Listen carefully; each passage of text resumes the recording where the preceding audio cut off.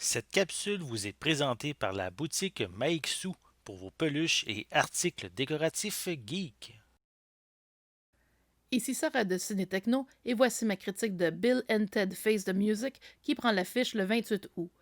30 ans après les films cultes Bill and Ted's Excellent Adventure et Bill and Ted's Bogus Journey, Alex Winter et Keanu Reeves sont de retour dans les rôles cultes qui ont propulsé leur carrière.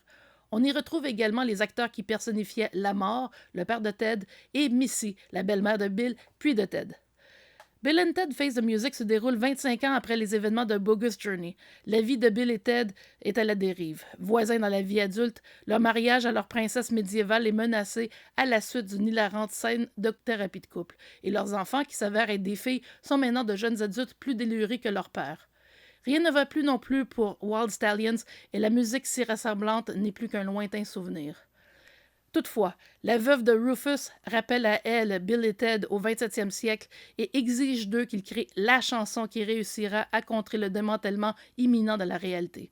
Plutôt que de tenter de vaincre le syndrome de la page blanche en temps record, Bill et Ted opteront plutôt pour le vol de la chanson auprès des versions futures d'eux-mêmes.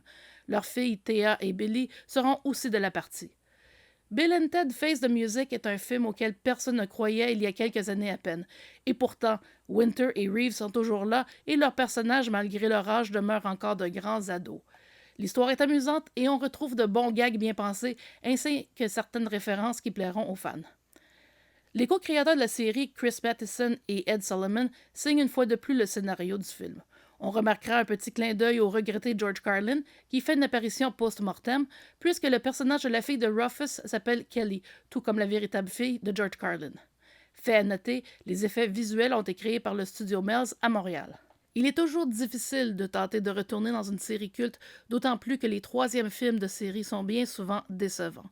Toutefois, dans le cas de Bill and Ted Face the Music, le facteur temps joue en sa faveur et permet d'éviter de tomber dans la nostalgie des deux premiers films.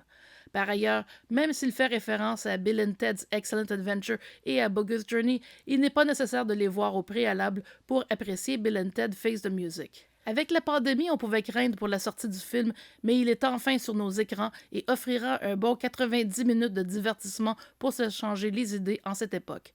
Assurez-vous de rester jusqu'à la fin du générique final. Bill and Ted Face the Music obtient la note de 8 sur 10. Merci d'avoir été à l'écoute.